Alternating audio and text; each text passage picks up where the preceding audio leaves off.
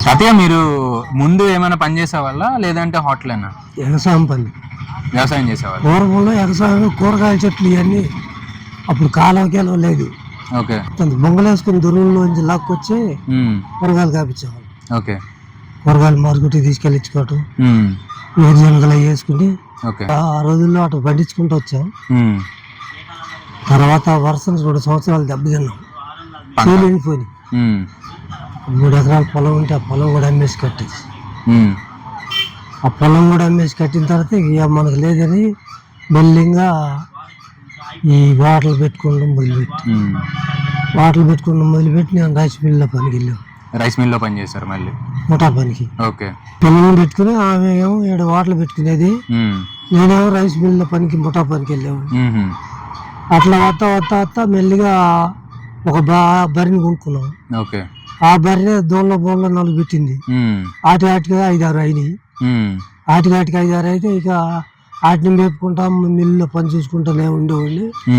ఈ పప్పులు రుబ్బుకుంటా చేసుకుంటే ఈ పిల్లల్ని పెట్టుకుని ఉండేవి.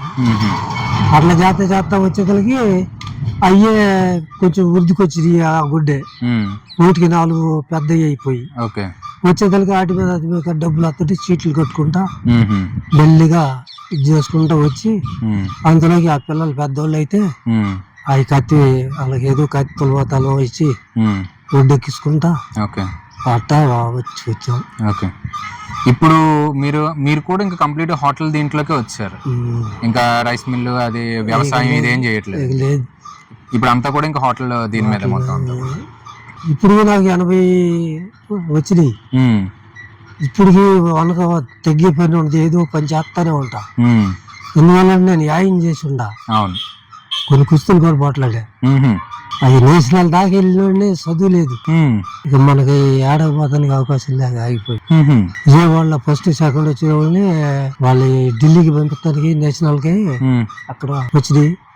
ఆ 1st, 2nd వచ్చిన వాళ్ళు కొన్ని రైల్వేలు ఉద్యోగాలు అట్లా వచ్చేసి మనకు చదువు లేదు. అప్పుడేమో మా అమ్మ మా నాన్నగా వాళ్ళేమో అసలు నువ్వు ఏడకి వెళ్ళొద్దు, చేయొద్దు బాబు, మనకొద్దు, ఇంటి పట్టున ఉండి చేసుకోవటం వాళ్ళు చేసి. అలాగా మీరు ఇంకా ఇంటి పట్టుకే మొత్తం అంతా. ఎన్ని కష్టాలు వచ్చినా కూడా మీరు ఇట్లా నిల్చోవడం, నేను జంకే పని లేదు. నేను చచ్చిపోయిన దాకా ఇబ్బందులు రాని, కష్టాలు రాని, ఎన్ని ఎదురొచ్చినా కానీ వెనకాడేది లేదు. దడవలో అంతే, మొండిగా చేసేస్తామే ఏదైనా.